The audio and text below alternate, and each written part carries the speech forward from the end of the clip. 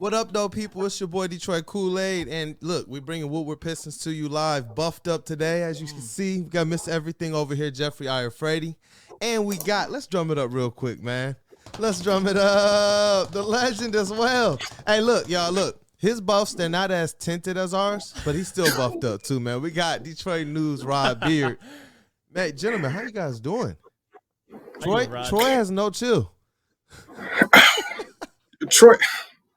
Troy has zero chill. I mean, I can start rolling off the places where trades have broken and I've had to stop what I'm doing and go write something. It's been a Sam's Club. I was at Target last night. It's just, there's always something. It's crazy, man. Look, I was on socials last night for Woodward Pistons. Yep. And I was sitting here like, hey, it's safe to go to sleep. It's safe to go and chill. You know what I mean? Go with the honey. Then all of a sudden, boom, trade. She's calling me like, hey, let's go and chill. I'm like, I can't, man. Troy Weaver happened. Yeah. It's crazy, man. It's crazy. And you know what? These are the things we all expect from him, but we're going to get into it. We got some serious business to take care of first. Rod, you have to update us on this tennis tournament, man. You got to give us a lowdown before we get into it. That's where we're starting on this? You got it. Just a quick update. No, it was the Ann Arbor, and it's a tournament, so it's not just playing in a club somewhere, but it's a USTA tournament.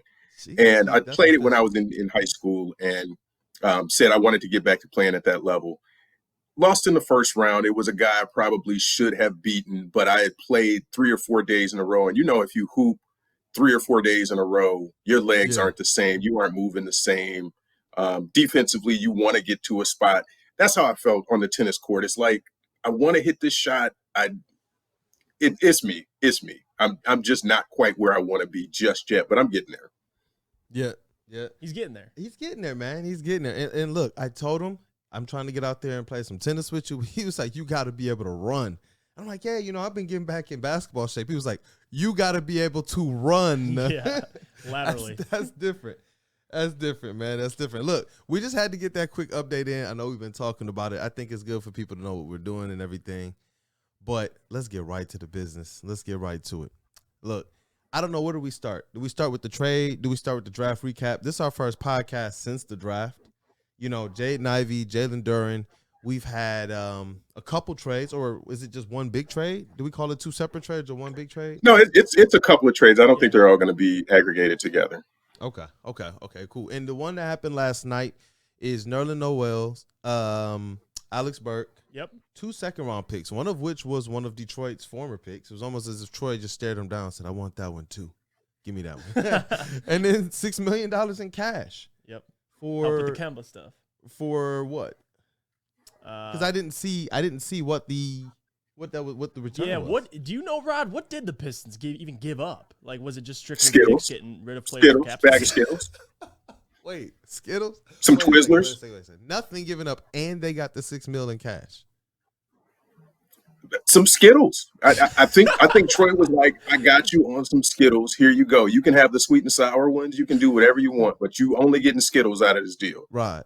Bro, what does Troy have on these other GMs? What the heck, man? How you fleecing? How are you doing this a couple nights in a row to the Knicks? I really think Troy just sits up and thinks like maniacally, like, what can I do to mess with people? And just, it's the Knicks. Oh, let me get them again. I already got them at the draft. Let me get them again because I know. And you know who probably picked up the phone to make this deal? The Knicks. It wasn't Troy messing with people. It's the Knicks saying, hey, Troy, my boy, what's up, man? They're like, hey, what can I – Troy probably had on his silk robe and his old school pipe, just like, what can I do for you? And we need some cap space so we can get Jalen Brunson. Well, let's see here. And then he just starts flipping through what he wants and just – I think that's my vision of what Troy does. He has a smoking jacket on and a pipe, and he's just. What can I do for you? What can I do you for?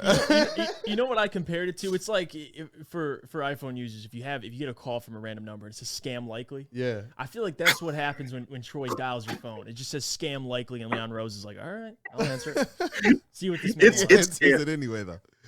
Troy is scam definite. It is scam definite. You are about to get Scam scammed.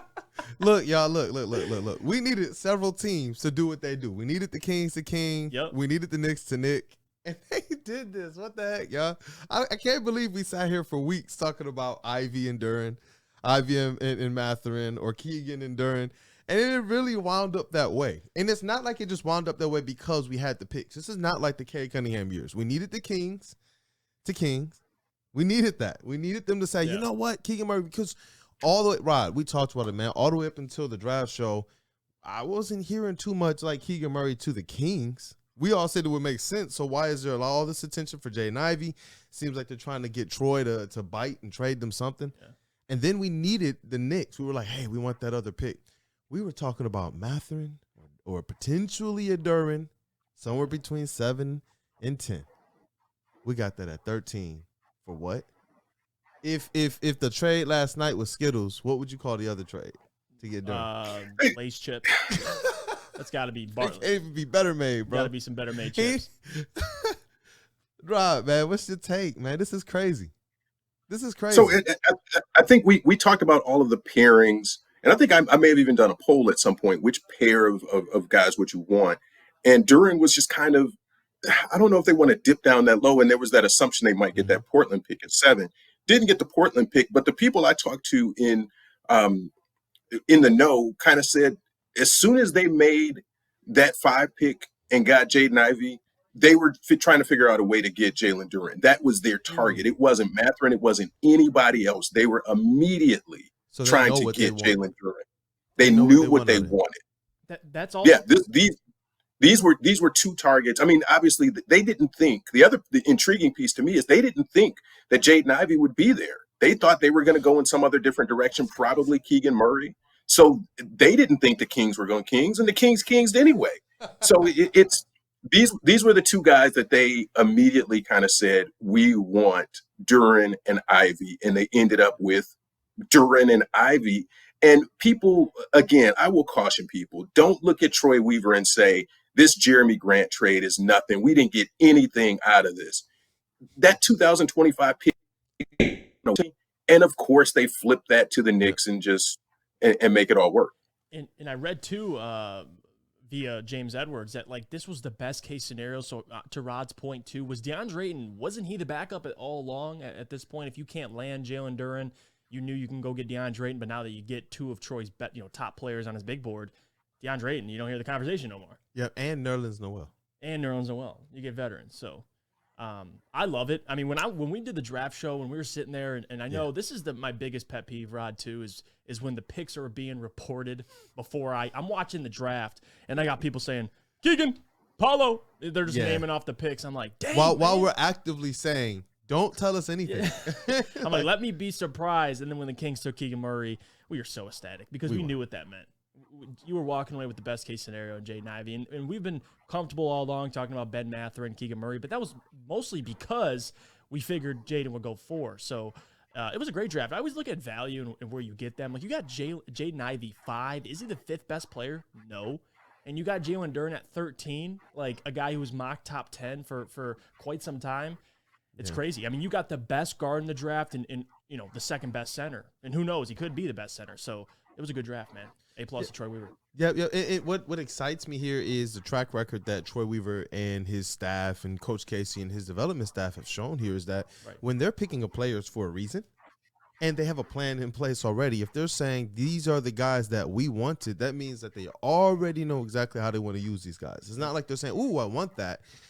Something, and then you buy it, and what am I going to do with this? Who does that? You know what I'm saying? Buyer's remorse. Yeah, who cheers for that? He said he got a fist pump.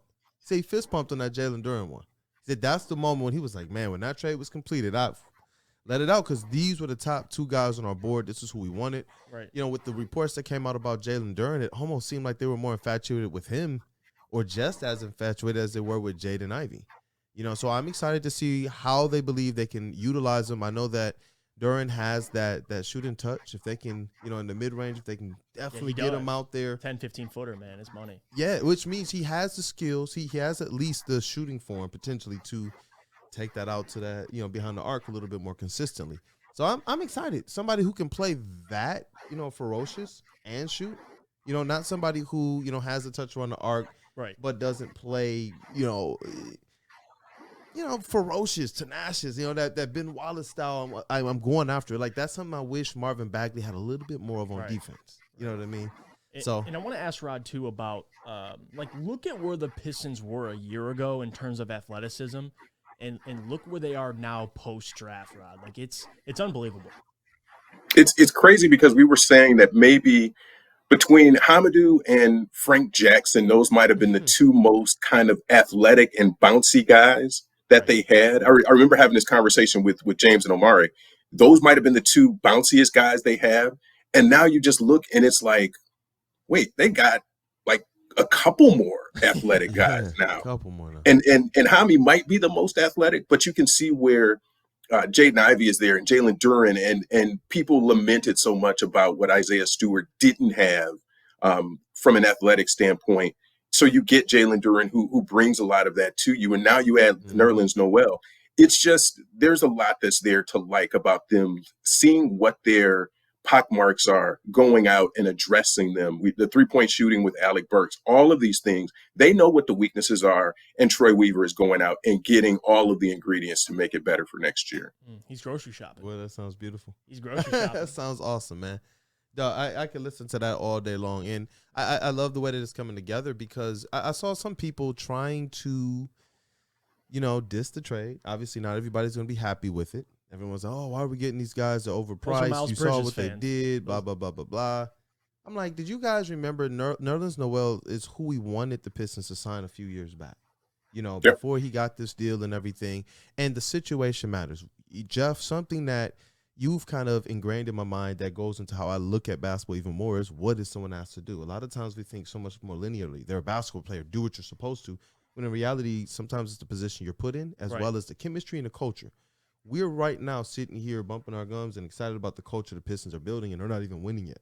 So we have to make sure that we give that same weight to the Knicks situation and what these guys are dealing with over there. You can't say this organization is trash and not believe it's going to have an effect on these players. Yeah. I believe here in this situation with Cade Cunningham, with the enthusiasm, with the young players, with Nerlens and Alec Burks being veterans, being people who are going to be depended on, who Casey, Beeline, and Troy are saying, hey, guys, thank you for being here. That's a completely different feel coming into the door, and that's why I like to highlight some of the more intrinsic things more so than just the on-the-court stuff. You get too absorbed in that, you miss some of what this restoration culture is supposed to actually be about. And whether Troy flips them, like he did with Trey Lyles. Rod, I'm seeing so many people so upset about this. How many people were upset about Trey Lyles? And then he turned it into Marvin Bagley. It's crazy. Nerlens Noel, I think he's a little bit better prospect than Trey Lyles. You know what I mean? Let's just let this thing breathe, like we said after the Jeremy Grant trade. People should understand by now. Yeah. They should understand. But Troy is working masterfully. He's plugging holes in the best ways. These contracts are flippable. They're expiring contracts. Team options. Like you can't really say anything bad about this. And I want to ask Rod too, specifically with Nerlens Noel, because obviously both positional players like Alec Burks and Nerlens Noel, both guys are going to be able to mentor other players, especially Alec Burks with Cade, Jaden, and Killian Hayes. But I want to ask you, Rod, like with especially Saddiq. But I want to ask you with Nerlens Noel. Does that move indicate that possibly Jalen Duren might start in the G League, or is that just strictly like, hey, we got another big, maybe we can flip him? Because I'm starting to think maybe he does spend some time early in the G League, or you think he's more ready than I think? Yeah, I think you have that option to figure out, and that's what all of this is about, is flexibility and options to decide what you want to do. And if you want to flip any of those guys, if you want to flip Kelly Olynyk, you can do that. Because again, movable contracts. I think the fear is that they didn't want to push all the chips in the middle of the table on an Ayton or on a Miles Bridges or even the Jalen Brunson. Remember that kind of chatter? And now they use that chatter against the Knicks to hey, we need some help. Oh yeah, we got you. Let me get a couple of those picks though. So the first thing they did was offered it to Mitchell Robinson. I mean, I think people would have taken Mitchell Robinson, but it's also maybe the Knicks just coveted him a little bit too much, and they just decided, hey, we'll take Nerlens Noel because it is a movable deal. And so you're not invested, and I got to go back and look at the cap sheet, but I don't think that there's anybody that they're invested in beyond next season or the season after next. I'm sorry. So they just don't have these onerous contracts on the books. And so if people are disappointed about not getting a Miles Bridges or a DeAndre Ayton, think of the position they'll be in next free agent season when there are better free agents and they don't have anything tying them down because they can get off of these Burks and Noel contracts and free up another 19-20 million if they want to do something else. And the trade market too. Just like we've seen them be able to garner the talent that they're getting right now through the trade market, both the Duren trade as well as Duren and Noel and Alec Burke, as well as Jeremy Grant. That was a sign and trade deal as well. You know, these are things to think about with Troy Weaver. He, like he said, he's not leaving the chamber full, and he's making sure that before he goes out there, it is completely loaded. There's not any bullet, there's not any ammo that's left out. You know, and he's going out there and he's really, really doing work. He's turning over every stone. He's making sure that every option can be, you know, fleshed out. Because when that Jeremy Grant trade first went down, I remember at the trade deadline, let's go back a little bit further. I told people, I don't believe that with how much Troy Weaver likes Jeremy Grant, how much we knew, the reports, and they came out to defend him publicly against those other reports talking about his character. Oh, I want to be the man. I want to be the number one, blah, blah, blah, blah, blah. You know, we said this, and I believe it to be true because of how things panned out. He was not going to trade him except for what the price he asked for. At the deadline, it was for 2 first-round picks. Why? Because you don't know where those first-round picks are going to convey. Right. If after the draft, you get to be able to decide, hey, you know what? I know where this first-round pick is going to convey, or I know what I can use this for. I know the teams who are kind of looking. We said this. We said, look, when we get to that draft, to that free agency, we'll see him probably go for 1 draft pick, and it will probably be a top 15 pick. A lot of people said, no. And when that draft first went down, even I was like, I don't know what he's doing. I remember I texted you, Rod, like, what's going on? We're like, hey, let's just hold tight. Let's see it through. Yeah. And as we continue to do this with Troy Weaver, we realize he's playing a much different game than us. He's legitimately he's putting together a puzzle. You know, this is not Mario where you start here at the beginning and then you end, oh, the trade's completed. Oh, that's bad. You know, how many people had to actually go back and realize, wait, maybe he's just doing something much different than we've ever seen from GMs that we've been privy to? Which brings up a question. But Brandon, look, think about this. Remember when his first draft, he had in free agency, he had 5 centers and people were making jokes on Twitter like, what are the Pistons going to do with 5 centers? I remember that. That, man. For a day, everybody was crazy. What are we doing with Jahlil Okafor and this guy and this guy? And so you just got to wait for the smoke to clear to figure everything out and see the bigger puzzle that he's working with, because it's not the same game. You can the dead money that's on the books, people complained about that for a bit too. So are people complaining about dead money now? The Blake Griffin thing was something he inherited, and he eventually cleared that up. And as soon as he cleared it up, what is he doing? Harry Potter magic out here, bringing in more assets. It's crazy to think about what he's doing. How long did we carry that Josh Smith money versus how long we carry the money that Troy Weaver sends to the grave? Think about that, man. That Josh Smith money, it felt like it haunted us for years. Troy Weaver is doing things in which this stuff is not bogging us down at all. No. At all. He's making his moves. He seems very, very versed in how to maneuver and get the best out of it. He's not looking at this linearly. It's opportunity cost gain. And how can I use every tool at my disposal to move this team in the direction that I want to? Not at your pace, not at my pace, not at Rod's pace, not even at Tom Gores' pace. You know, I said this the other day that this relationship between Tom and Troy seems to be one in which, for the first time in Tom Gores' tenure, he's moving a little bit more at the GM's pace. Yeah, he respects him. I think he trusts him too. Yep.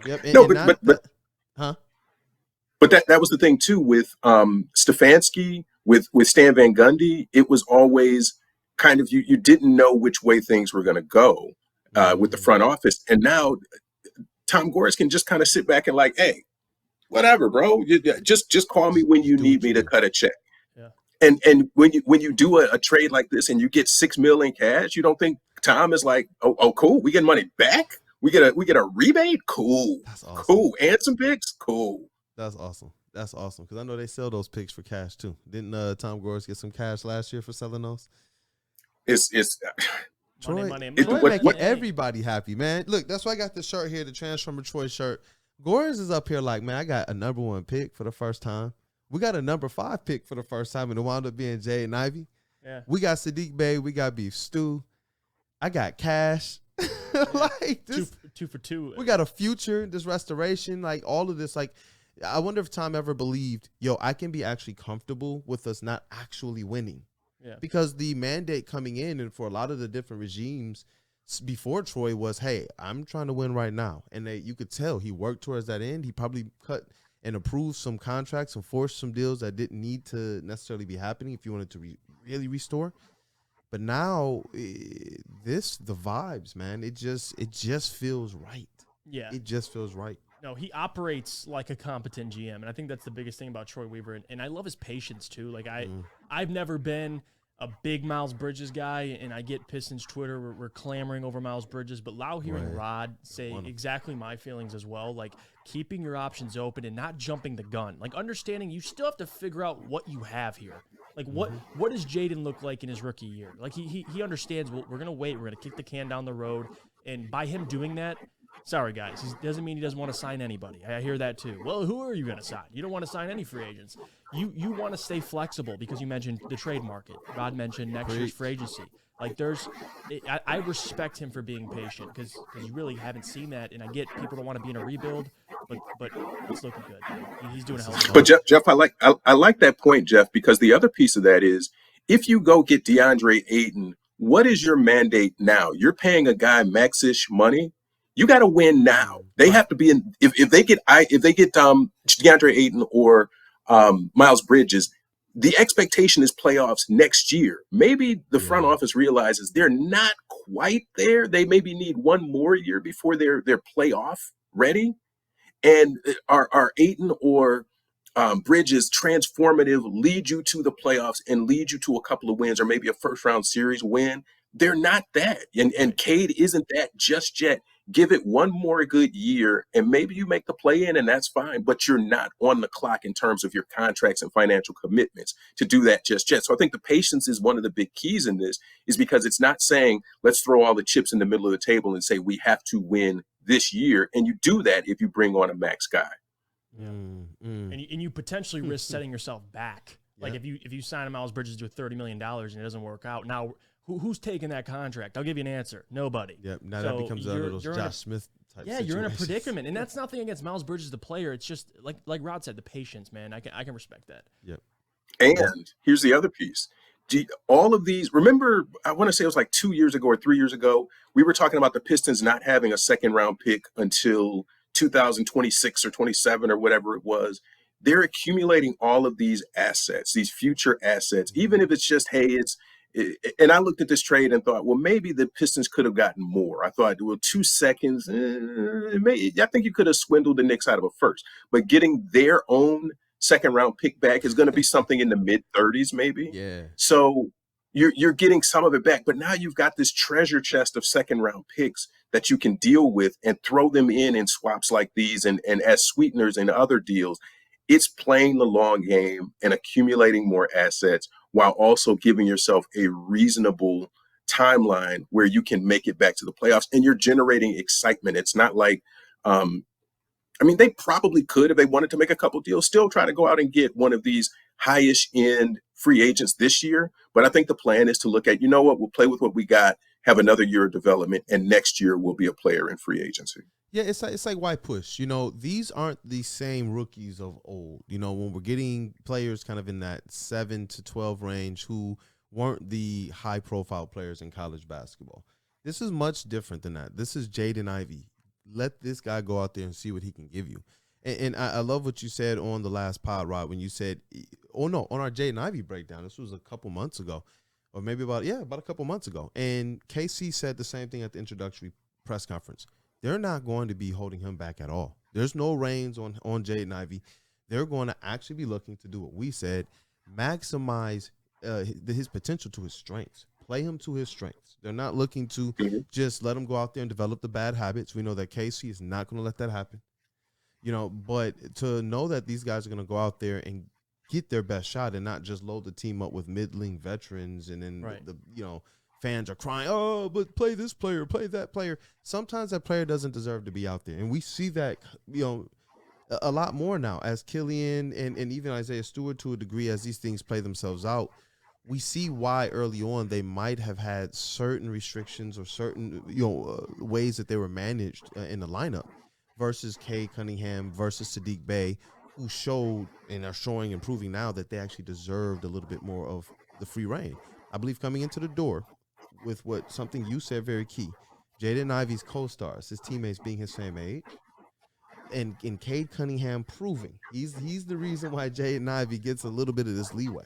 Yep. It's because Cade Cunningham has already come in and set the table, set the stage, and these other rookies are going to come in. Jaden Ivey has a little bit more maturity to himself, to the way he carries himself. I'm looking forward to this, to them getting in and just playing. Not a bunch of rookies running around looking bad, but rookies who are high profile as it relates to amongst their peers. They're making all rookie teams. These are guys who are at the top of the college game. Yeah. And I believe that they're going to not necessarily pull us into winning next year, but it's going to be even a lot more exciting than it was last year to kind of close the season. Yeah, no, it definitely. That's kind of why I always make the comparison. Now, I don't think they'll be Golden State, but when Golden State kind of paired their main core together at a young age, you had to learn how to win through the draft, number one, but you have to learn how to win. I think that's going to be the case with Jaden Ivey and Cade Cunningham and Saddiq Bey, now adding Jalen Duren. There's going to be growing pains, especially with a young backcourt. I think we can all expect that. But bottom line, though, as the season goes on, I think you're going to see them just be an even better team. That's why this year, if you can get 10 wins better, I'll take it. I think that's important, man. If you can just show signs with this young team, I'm excited. And free agency hasn't even started yet. We still have free agency, man, for transfer Detroit to get busy. God. Rob, what can you tell us about the second round pick? What's his name? Gabriel Procida? Yeah, he'll be a draft and stash guy, and that's not any surprise. That's been reported widely. Right. But they like his 3-point shooting, and just to let him develop. And speaking of draft and stash guys, Balsako Pravica from last year is going to be on the summer league team, and we'll see what kind of development he had. So I think there's something to be said of just about taking some of these flyers on second round guys. Everything I've read about the second round pick this year is that the shooting is there, but it just needs a little bit more maturity. And I've heard people say, well, why didn't they go Jaden Hardy in the second round? Well, I mean, you need shooting. This wasn't a guy that you had a roster spot for. So why even make a difference about it? Right? Do you want him overseas, or do you want him to be a G League guy and just let him sit around here?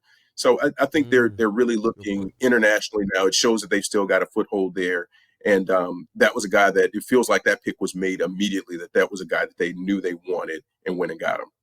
Yeah, and I saw some clips of his athleticism on display as well. And let me tell you, it's pretty exciting. He looks like a guy who kind of has a little bit of American game in him too. I don't think he's going to have to stay over in Italy too much, or in America to learn this American game. I think he can go home in the summers to practice. But shout out to the Italian hoopers, by the way. Yeah, right, making me proud. Talk to him, Mr. Jeffrey Iafredi. No. My Italian brother over here. And I got to say, too, Rod, to your point about Jaden Hardy, I was one of those guys, actually, that on the draft show, I'm like, dang, Jaden Hardy's still on the board. And the more I thought about it, though, and I don't know how much this is true, but from my perspective, I just thought, like, maybe you don't want all of these, and you mentioned the roster spot, but, like, the draft and stash, like, not having to immediately have to pay for all these guys, like acquiring all this young talent. I get it. Guys stay comfortable. Like, yeah, you've got to have guys that fit the role. Jaden Hardy, I mean, he's going to walk into a situation where he might not have as big as a role as he would in Dallas. So it makes sense ultimately. But hey, listen, he's from Detroit, so I was sitting there clamoring for him. But I get why he fell. I mean, I get it. Yeah, I mean, we want that situation to happen, but when Troy Weaver says, everything in the chamber is going to be filled and he's going to make sure there's nothing left when he's done, you got to make sure that you are taking your flyers on these overseas players as well, especially when you think about the fact that there are some prospects and draft picks we just let go of last year. Second round, Marco Pickett. Because Luka Garza.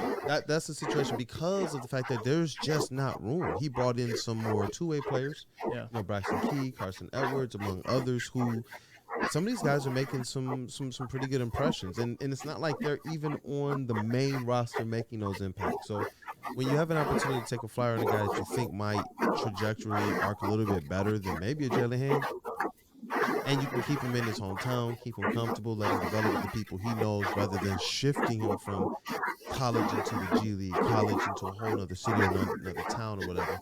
Just intrinsically for those guys, let's not have him on the cap sheet. Keep him clean off the roster, but it'll be interesting. I am glad that Rod mentioned about the second round pick from last year that we stashed being in the summer league. It's just gonna be interesting to see what these guys do, to see what Troy and his staff are looking at as it relates to these drafted and stashed players. There's one quick question I wanted to ask you all. Is this draft that just happened, I know we got Cade Cunningham last year, but a lot of people saying, hey, look, that is what it is.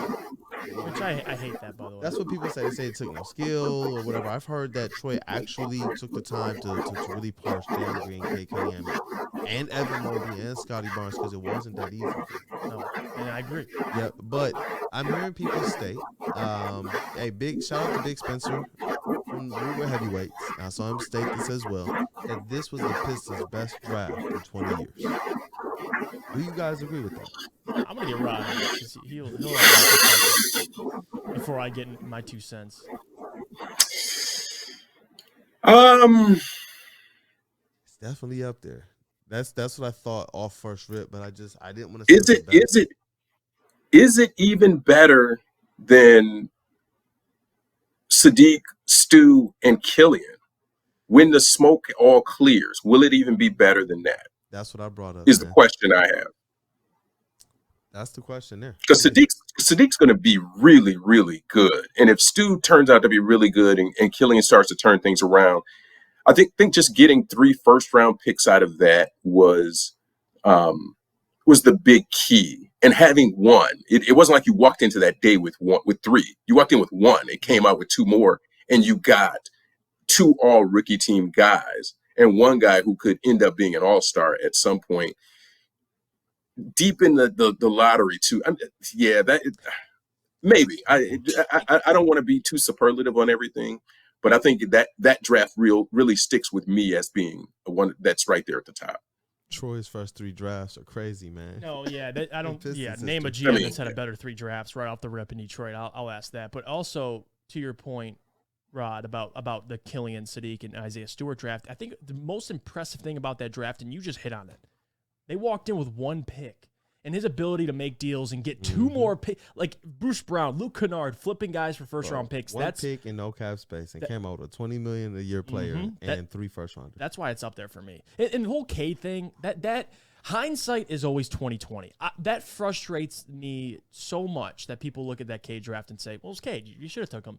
This isn't LeBron James, guys, coming out. Like, it was a legitimate debate between him, Jalen Green, and Evan Mobley. Like, it was. And I remember being here at the network, we had, it was mostly Cade Cunningham, but there was some Evan Mobleys. There was a couple Jalen Greens. I don't remember who it was, but I'm sure there was. I mean, it was close. And for Troy to identify the differences and select his franchise player, sorry to break it to you guys, people mess up the number 1 pick. It happens. So I think Troy deserves more credit for getting it right than just simply saying, "Well, it's Cade Cunningham. You should have selected." Well, let me say this. It was somewhat surprising to hear Troy say they didn't know until the day before or the day of the draft that they were going Cade. That's legit. I've heard that from several people, that there was a lot of discussion that Mobley was going to be the pick, and we see why. Yeah, but Cade is everything they ended up needing. But I think the tipping point in getting Cade was the leadership that he provided, and just that he is a straight up baller in the fourth quarter in clutch times, and that is the difference that you needed. But from a pure basketball standpoint, there were a lot of people who thought that Evan Mobley was the pick, and maybe getting the first pick complicated things for them, because if Houston had gotten the first pick, were they going Cade? Probably. If Cleveland had gotten the first pick, were they going Cade?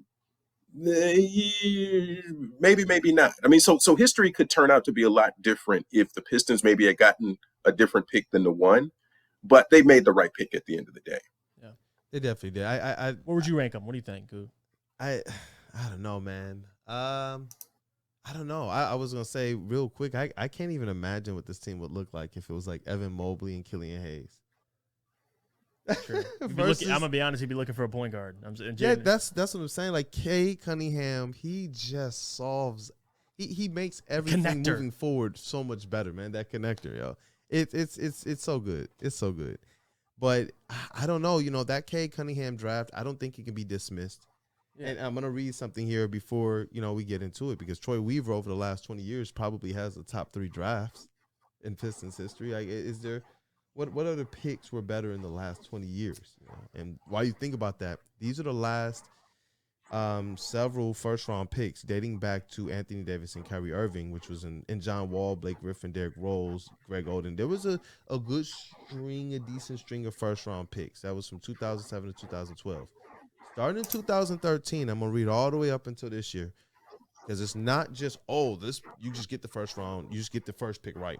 Anthony Bennett in 2013, Andrew Wiggins, Karl Anthony Towns, Ben Simmons, Markelle Fultz, DeAndre Ayton, Zion Williamson. Look at Rod doing that. He's right. Anthony Edwards. That's a thumbs up. Cade Cunningham, and then Paolo. Like, how many of those? Goodness, it's not something that's just like, it's just gonna work. When you hear that, I'm grateful that it was Cade Cunningham. I think it's more impressive if you get it right, because if you're at 2 or 3, you get who falls to you. And we always remember the day when we took Darko Milicic. Sorry to bring it up, but you had guys fall to you and you still messed it up at 2. So it's harder than you think for the couch fans sitting at home. Yeah, and let me go back before this 2007 to 2012 stretch, which was just a great stretch of first round, number 1 picks. If we go to 2006, we got Bargnani, Andrew Bogut. Oof. We got Dwight, LeBron, and Yao. Okay, look, Magic got Dwight. All right. Then we got hold on, bro. Between Tim Duncan and LeBron James from 97 to 2003. No, to Yao Ming in 2002, bro. We got Michael Olowokandi, Elton Brand, Kenyon Martin, and Kwame Brown. Kwame Brown, that's a tough one. Like MJ ruined Kwame Brown, but that's a different topic. Jesus Christ. Shout out to Kwame Brown today, though, man. I know he got love in the streets in Detroit, man. He always shows love. So definitely shout out to Uncle Kwame. The player, I'm sorry it didn't work out for you. But what you're doing now, I definitely respect it, man. But it's not just push button. That's why for me, for everything we say Cade is, we didn't have this hope until he was here. Even with that first pick, even with that first draft with Killian, Saddiq, and Isaiah, though that was a foundation that set the stage, it was Cade Cunningham that was the main course. That without that, we might still be sitting here saying, well, what's next? So for me, I personally, though I love what they did with Jaden Ivey and Duren, I got to kind of put the Cade Cunningham one, his second draft, up there. They haven't played yet either. Like Jaden Ivey or Jalen Duren hasn't even touched the floor, so I think that's another reason too. That's true. I would probably do Cade number 1. Maybe that Killian and Isaiah Stewart draft. This one's impressive though. Like can we get like a multiple? 1, like put them all 1 because they're all impressive equally. Honestly, they are. It's awesome to think about. And people, man, put what you think in the comments, yo. What do you rate this out of Troy's 3 drafts? Which one is your top? And out of the last 20 years, is he at the top of this thing? It's definitely impressive. With this pick of Jaden Ivey, man, there's one stat here, and I'm writing an article on it that really, really, really stuck out to me here. And I believe that it can indicate a player who, though they might have things that they still have to work on, the ones that exhibit this stat and it translates from college to NBA, they wind up becoming some of these more elite players. Players like John Morant and players like Dwayne Wade, who fit the kind of build, height, weight, play style of Jaden Ivey. Now, obviously in the mid-range, Jaden Ivey has some work to do. But here's one stat that I found very, very, very interesting. Free throw attempts per field goal attempts, free throw rate. John Morant had won his final year of college of 51.2%. That's meaning he's getting a free throw attempt more than every other shot attempt. That's crazy. That's crazy. And to put that in perspective, when he got to the NBA, it translated to 35.7%, which is still awesome. Dwayne Wade, 49.7% his final year of college. And when he got to the NBA, it translated to 42.4%. These are players who can get to the line, they get fouled. They're either making a basket or they're getting to the free throw line every other attempt. Right. Think about that. Jaden Ivey, he was at 46.9%. To put this in perspective, Cade Cunningham, who we thought should have gotten to the line more, was at 16.3% free throw rate. It's crazy. He only got a free throw attempt on every 16 field goal attempts. That's crazy. Meanwhile, we have Jaden Ivey, who, if this translates to the league, if Cade Cunningham had Jaden Ivey's free throw rate, he would have attempted an additional 5 free throws a game. That's crazy. That tells us, though, Jaden Ivey. He's a dog. He's a dog. This is exactly what we were talking about. I don't know why I didn't pay more attention to this stat when I was looking at it, but when I started looking at the elite players in the NBA, it shows this stat translates from the college to the NBA because of what the NBA spacing does for these players. Jaden Ivey, check this out. When we traded away Jeremy Grant, we traded away our top free throw rate and free throw attempt guy at 5.5 a game. The next closest, like Cade and Saddiq, they combined for 5.6 free throw attempts a game. Jaden and they're driving. Will be our top free throw attempts a game leader. He's going to come in and do that if he gets the time and the opportunity to just play his game, whether it's in transition, whether it's that first step that he has that he can just blow right past the defender. You know, this is something that I just thought was interesting to bring up and something that I believe is a marker towards what he will be in this NBA, something that he can depend on right away while the other parts of his game continue to develop. So I just wanted to get you guys' thoughts on Jaden Ivey, his ability to get to the free throw line, and how you believe this particular stat or metric can help him be elite in the NBA, similar to Ja and Duane. What do you think, Rob? Yeah, I think it's going to be a big part of it, especially when you got Cade operating on one side, and if you put Jaden on the other side, you've got a weak side guy who can attack the defense from the other side that you just didn't have that ability last year. Corey Joseph wasn't doing that. So just to get younger and more athletic and have that ability to try to get to the rack. And we saw Hami do a little bit of that too. And I was trying to look up Hami's rate. But the other guy I thought about is like Jalen Green is a young guy who has that same sort of attack the rim mentality that I think that Jaden Ivey can have, and just what his rate was. So you're talking about how it translates to the league, but we're even seeing young guys. These aren't crafty veterans like a Dwayne Wade or a John Morant, who's been in the league a few years. But even for Jalen Green, how much was he able to have that translate in his game? Yeah, I'm going to look these up right now as well. No, I think more importantly too with Jaden, like if you look at Ja Morant, you brought him up, like he can have 30, 3 points and like 15 free throw makes. So he can get to the line often. So I think Jaden Ivey can be that type of player, man. Like this team needs somebody like Jaden Ivey. Like they lacked that last year, especially with Cade. You'd see it, he'd get a rebound, throw it full court, and the guy wouldn't finish. Corey Joseph, whoever it was. Now you have someone who's dynamic in transition, who can make plays for others. So the value will be there with Cade on the court, but especially off the court to keep this team afloat. Jaden Ivey's that dude, man. Like the other piece of that, Jeff, too, is when the Pistons got into these scoring droughts where they just couldn't get a basket, couldn't score points, couldn't do anything. If you have a guy who can get to the free throw line, it at least slows the game down for you. Right. But then it also enables you just to put phantom points on the board with a guy who just give him the ball, clear it out, let him take somebody and see if he can get to the line. Exactly. A lot of times guys are clutching and grabbing, and especially when you're getting into the later parts of quarters. This is where I think Jaden Ivey is going to really, really excel is, going into half times, going into, that fourth quarter into the stretches where people's legs are a little bit more tired or the bench players are coming in, where Jaden Ivey is able to just break away and transition. And people are going to have to clutch. They're going to have to grab, in the half court when he's able to just break away and people are tired. That's when you see these types of players like John Morant, Dwayne Wade, and even James Harden to a degree get there. That's where they lunch. Yeah. That's where they eat. Absolutely. And those types of points, they matter. In NBA, these guys, this is the cool thing. John Morant and Dwayne Wade saw their free throw attempts per game go up from college to NBA. So if you're already a player who is accustomed to, I'm either going to score on you or I'm going to the free throw line, now you're getting more attempts. Like we already saw what that would have been for Cade Cunningham. If it was just the same rate, you're getting 5 more attempts a game. And that's not just a marginal 5 points a game. That's more fouls on the other team. That's more time for your team in the bonus. these things affect the way that the overall game plays. When we talk about Cade Cunningham in the clutch, imagine if he could get a few more free throw shots down the stretch. So, to your point, Rod, Hamidou Diallo, his free throw rate was 26.6%. It would have been on a team that ended the season third on the team behind Jeremy Grant and Corey Joseph.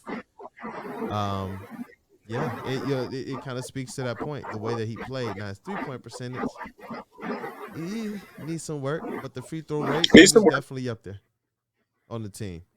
Jaden Ivey is going to instantly, if it translates at all, be the best. He's going to instantly be the best. And I'm about to look up Jalen Green as well, so we can get his free throw rate.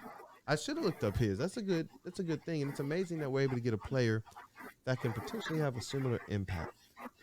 I don't think that he doesn't. I don't believe Jaden Ivey shoots as well as Jalen Green. I think he's a better playmaker, though. I'll say that. Yeah, I think he's a better playmaker. Jaden Ivey better playmaker than Jalen Green. Yeah, he is. I like that. In terms of getting his teammates involved, not like he might be a little more athletic, but Jaden's definitely a better passer. Could it have worked out any better? Yeah, I mean, think about it. Last year, it was about this athletic playmaker, this athletic scorer versus this more methodical leader-type playmaker. But then you fast forward another year after we take Cade, and we kind of get this athletic playmaker scorer-type build with Jaden Ivey. It's amazing how that works. And maybe that speaks to what Rod was talking about earlier, is what Troy saw the difference in Cade to Jalen Green. Yep. Like, that's what separated, because, and I'm not saying guys like Jalen Green grow on trees. All I'm saying is it's less common to find a complete player like Cade than it is to find, like you said, an athletic playmaker like Jaden Ivey and Jalen Green. So. Yeah. Excited about all this, man. Like, I can't wait to see what free agency is going to be. I don't know what that even looks like. Are there any players that you all believe fit the overall scope of what Troy is trying to do here, or fit what this team is kind of needing? I'll start with you, Jeff. You go first, Rod, actually, because I got a couple. I'll get into. No, I was going to say it. Maybe you look for a forward somewhere in there that that can kind of fit what you're trying to do, but you don't need one now, because that was the other piece of not getting Keegan Murray and getting a guard is now you can have Saddiq more at the 3, and you can figure out whether you can have one of these Olenek or Isaiah Stewart, one of those move down to the 4, and you can still have an option with Bagley. So it opened up the options for them to do a lot of different thinking about how they want to do this stuff. Three forwards that I kind of looked at, and I don't know the realistic possibility. Obviously, everybody, especially a lot of these players, they want to go to winning teams. But again, I have 3 guys. I have Bobby Portis, who I like, can shoot the ball. Might be more cheaper. Even if you pay him like $12-13 million a year, it's still a steal. You can still move that contract. I have T.J. Warren, which is less. He's coming off a foot injury. He hasn't been the most. He's not a knockdown shooter, but he's a scorer, someone who could start at the 3 or the 4. And then I have Otto Porter, who kind of checks all those boxes. Just won a ring in Golden State. Who knows? He might want to continue to go to contending teams. But those 3 guys I would look at. I think Alec Burks. I had other guards on this list. But I think Spence and Alec Burks kind of fits what I'm looking for, a guy who can stretch the floor. So for me, those are 3 forwards off the top, but I'm sure if you look going deeper into this class, there's I wanted Taurean Prince, but he just signed an extension in Minnesota. Yeah, so that's tough. And he only signed for like $8 million a year, which that's a steal. Yeah. Yeah. Hey, just quick thing with Jalen Green in the G League, his free throw rate was 35%, and the NBA was about 25%. Okay. Yep. So I don't know, man. I can't wait to see what Jaden Ivey does. Obviously, some of these don't give us our first glimpse. And but I want to ask Rod like a personal question, because I was just on the morning show talking with Adam and Terry, and they talked about expectations, and Adam was talking to me pre-free agency. We don't know what they're going to do, obviously, but I kind of factored in what I expect them to do and sign some veteran pieces. He said he expects the Pistons to still be around 20 wins, Adam. Like that's kind of – but hold on. But because he says the youth, Terry and me both said, if you don't clear at least 30 wins, that's a disappointment. Rod, what do you think about that? I'd be disappointed personally. Yeah, I think 30 is a reasonable number. With the experience that these guys got from last year, I think 30 is right around the number where you want to be. 30 is a number. I think you can get a little bit more than 30. But again, let's get through free agency and see what the rest of this looks like. Right. I said 33 to 35. I was like, that's fair. I mean, and who knows what they're going to do. But, again, you don't know what Jaden's going to be in his rookie year. You don't know what Cade's going to be in his second year. There's so much unknown that you have to factor into it, too. Nah, bro, I know what Cade's going to be in his second year. Yeah, we talked about it. He's going to be a bucket. But I said if the Pistons win, like, 25 games, I think that's a disappointment to me. Like, I don't know. And maybe I'm on an island. Like, that's not. Okay, good. We on there together, bro. Because that's – and I know you lost, and this is the thing I got to factor into. You lost a 20-point score in Grant, and you might get like a 17-point score out of Jaden, so you're basically just swapping those guys. But I feel like, again, with the offseason, with more pieces, give me 30. Give me 30 at least. Yeah, I don't want to downplay that loss to Jeremy Grant. That's why I side there, man. I don't want to downplay that loss. Jeremy Grant played a huge role for this team, and there were some comments that state, they weren't necessarily the most pleased with the Jeremy Grant trade because they believe it means we're going to be rebuilding for the next 5 years. Now, if you believe that, then you literally do not believe in the players that Troy is bringing in. These players that he's bringing in, they are next level. They remind me of the old OKC. They remind me of these the old Golden State Warriors that were put together through the draft. These guys are next level players. They are drafted to be here to be those next level stars, not to be role players, not to be even like, I feel like people's mindsets are stuck to when we draft the players. Stanley Johnson, Luke Kennard, KCP. These are players. Not those level of players, people. This is Cade freaking Sean, what does he say? Cade mother-loving Cunningham. Like, we're not, what are we talking about here? No, I'm serious. Like, it gets frustrating. Like, what are we talking about? People are sitting here talking about this stuff. Like, I don't want to be rebuilding for 5 years. That's why we drafted Cade. That's why we wanted Jaden Ivey. That's why Saddiq Bey. That's why he did what he did to go and get Saddiq Bey. It wasn't like he just sat back and just picked him with a pick he had. Yeah. He went proactively, and he's putting the players here, and he's getting the right free agent signings, veterans that can help for a year or two. When he believes like this is the veteran for the long haul, who's that going to be? Yeah, you know what I mean? Like, this team is set up to be the long haul around the core, not around the veteran. And before I hand it to Rod, I want to say, ask those fans, if you think it's a 5-year rebuild, look at where the team was 2 years ago. 2 years, 2 mother-loving years.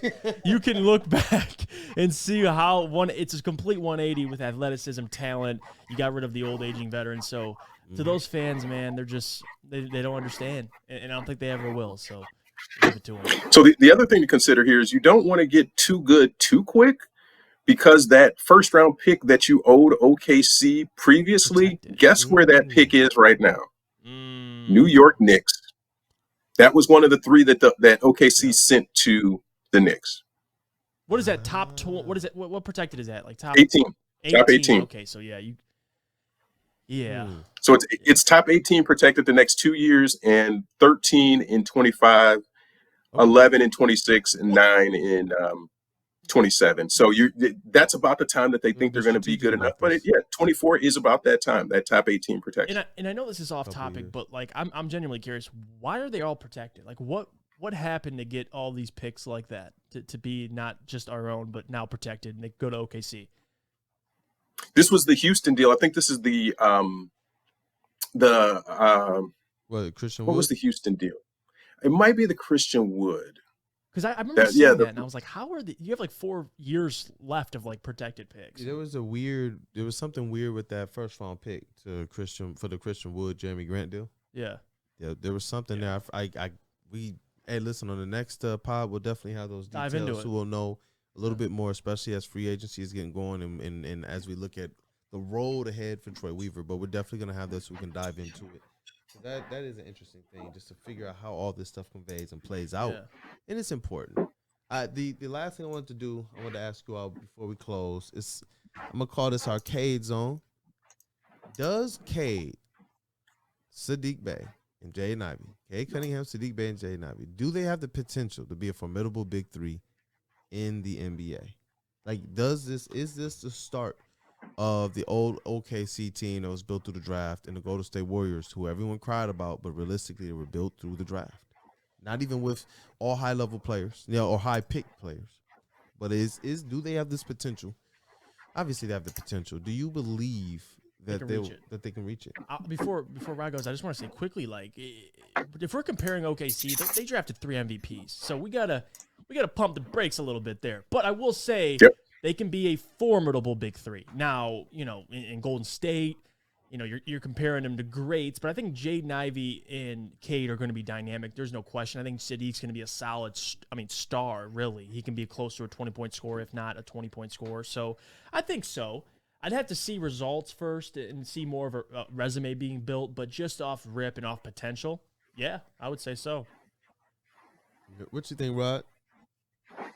Yeah, I think that I agree with. I think Jeff hit it. That you again, the superlatives. We don't have to put a superlative on everything and just say it's going to be a very good big three if everything works out.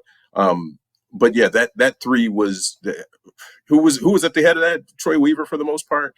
That's why he's here, is to find these draft steals and these guys who may not be as highly ranked or rated and say this is the guy, pound the table and say this is the guy we're going to get.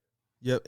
I asked that because there are other draft picks here, and we're comfortable with saying, hey, that guy can come off the bench, or that guy can play this role, that guy can play that. And we know ultimately the job is to try and build, if we got a Troy Weaver, to build similarly to how we saw him build on OKC. Right. Now, we know that he is connected to winning. He was connected to Syracuse's championship team as a assistant coach and recruited Carmelo, I believe, to that school. Yep, he did. His eye for talent is amazing, man. Why couldn't he be here in 04 for that draft? But I digress.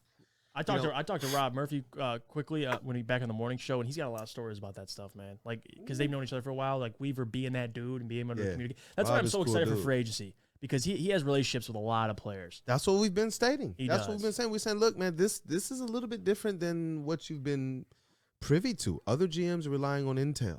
Right. Troy Weaver is creating the intel because he is there, man. He has the relationships. He knows these people. I stated this on another pod.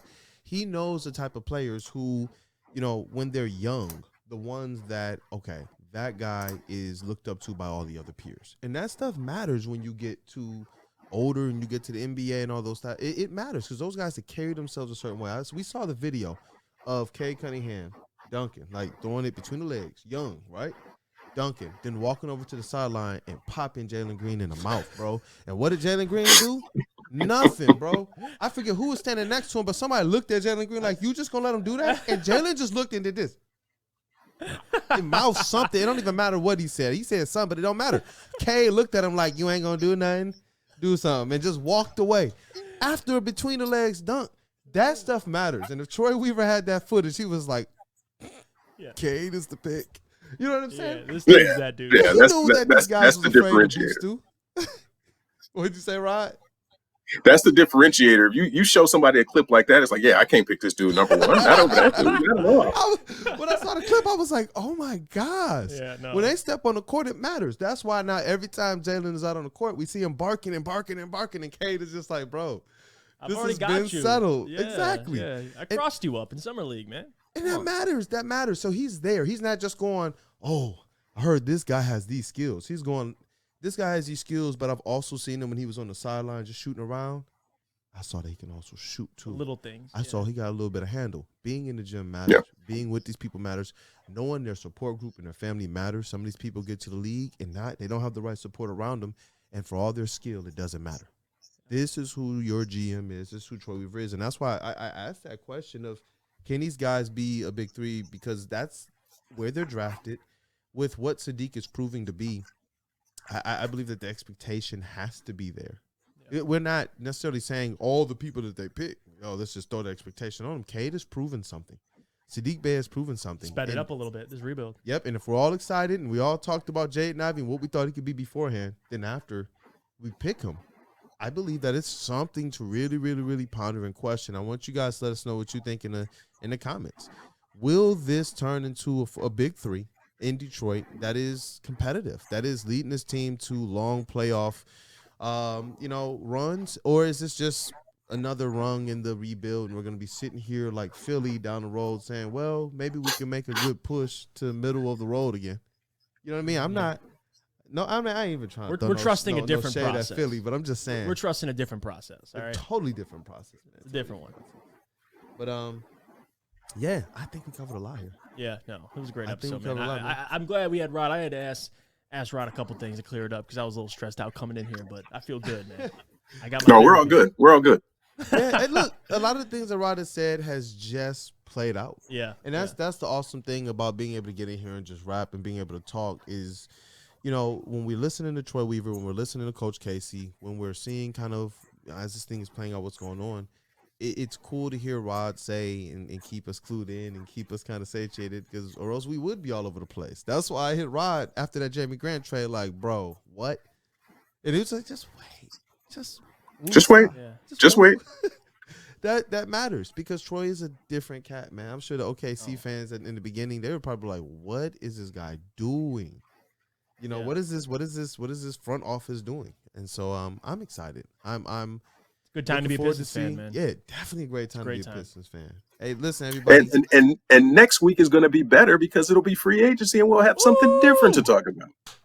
Hey, we're going to be here talking about Troy Weaver like, that boy good. That'll strictly probably be a therapy episode for not getting Miles Bridges. We're going to talk Pistons fans off the ledge, man. I'm telling you. Listen. It's so they're you see it, man. Anything of Miles Bridges, you look under the comment section, it's all Pistons. It's crazy, Rod. They you love gotten it. hit up yet?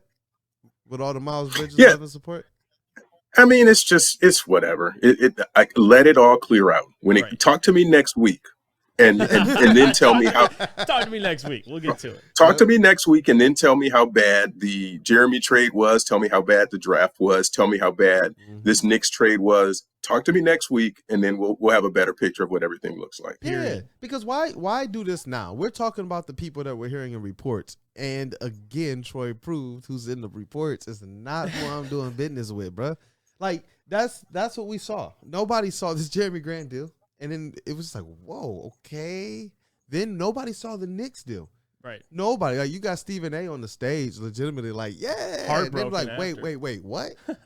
Wait, what? Exactly. Weaver came in, Trader Troy came and got me too? Like, not only did he get the Knicks, but he just completely broke. He just was like, hey, listen, Stephen A., I'm taking your heart too, bro. I'm sorry. It was awesome to see Jalen Rose, man. He was ecstatic. So one of you more artistic guys, what I need is, do you watch The Wire? Did you watch The Wire? I watched a little bit of it, man. That's one of the series that I need to jump back into, especially with my time out in the DMV near Baltimore. So Troy is like Omar. He's just walking down the street, just jacking people. I need a Troy with the Omar trench coat on. I need that for the graphic people. There's enough memes out there. You can get it. We're doing it. We're gonna make sure we get that going. We're gonna We're gonna say, hey, look, shout out Rob for the idea too. Definitely. That's it. But hey, look, fellas, any last comments before we go? No, I'm all good. Just looking forward to free. No, I think it's an exciting week already since the draft, and it's going to be another one going into free agency. And Summer League starts next week as well on July 7th. So we'll get a first look at what Jaden Ivey, Jalen, Duren, what those guys look like. And the rest of that Summer League squad. So it's the off season, but this is the most fun time of the year. And Rod, you know how it goes. We're winning the Summer League. We say it every year. It doesn't always work out like that, but you know what? We're doing it. Hey, look, bro, I got the song coming back. We got a new song. This time I'm gonna do it with Deuce. I've done Pistons Pistons Summer League songs, Summer League Pistons songs the last few years. This next one's gonna be dope. I can't Summer wait. League Pistons have arrived. Oh. Have arrived, yeah. Hey, look.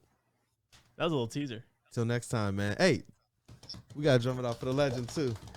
Thank you, sir, as always. Detroit News, Rob Beard. Hey, the man, Mr. the legend. Everything, Jeff High Freddy. And my name is Detroit Kool-Aid. Hey, listen, tune in next time for Woodward Pistons. As always, man, stay buffed up.